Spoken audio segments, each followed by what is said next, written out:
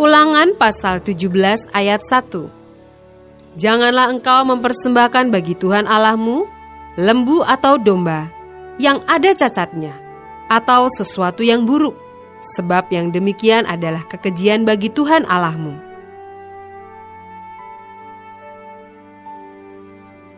Ayat 2-7. Hukuman mati untuk penyembah berhala.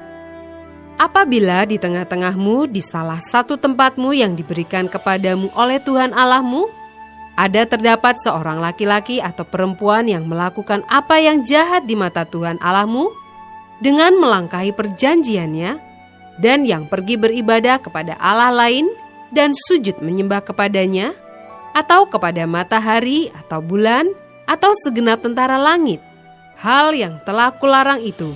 Dan apabila hal itu diberitahukan atau terdengar kepadamu, maka engkau harus memeriksanya baik-baik.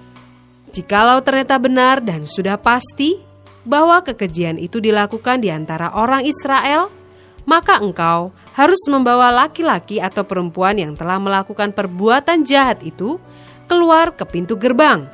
Kemudian laki-laki atau perempuan itu harus kau lempari dengan batu sampai mati. Atas keterangan 2 atau 3 orang saksi, haruslah mati dibunuh orang yang dihukum mati. Atas keterangan 1 orang saksi saja, janganlah ia dihukum mati. Saksi-saksi itulah yang pertama-tama menggerakkan tangan mereka untuk membunuh dia, kemudian seluruh rakyat.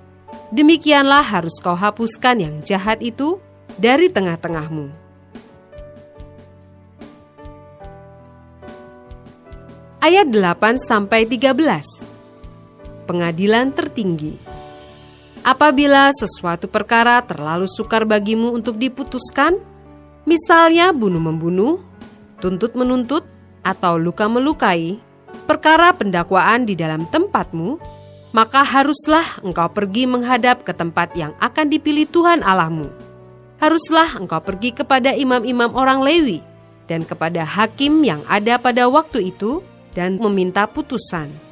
Mereka akan memberitahukan kepadamu keputusan hakim, dan engkau harus berbuat menurut keputusan yang diberitahukan mereka kepadamu dari tempat yang akan dipilih Tuhan.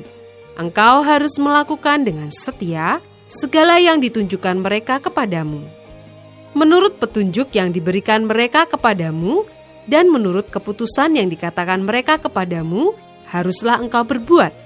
Janganlah engkau menyimpang ke kanan atau ke kiri dari keputusan yang diberitahukan mereka kepadamu.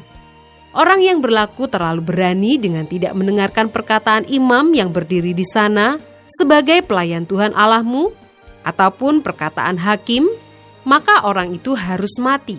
Demikianlah harus kau hapuskan yang jahat itu dari antara orang Israel. Maka seluruh bangsa itu akan mendengar dan menjadi takut, dan tidak lagi berlaku terlalu berani.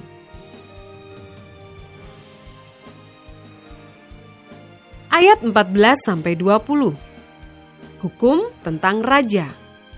Apabila engkau telah masuk ke negeri yang diberikan kepadamu oleh Tuhan Allahmu, dan telah mendudukinya dan diam di sana, kemudian engkau berkata, Aku mau mengangkat raja atasku, seperti segala bangsa yang di sekelilingku. Maka hanyalah raja yang dipilih Tuhan Allahmu yang harus kau angkat atasmu.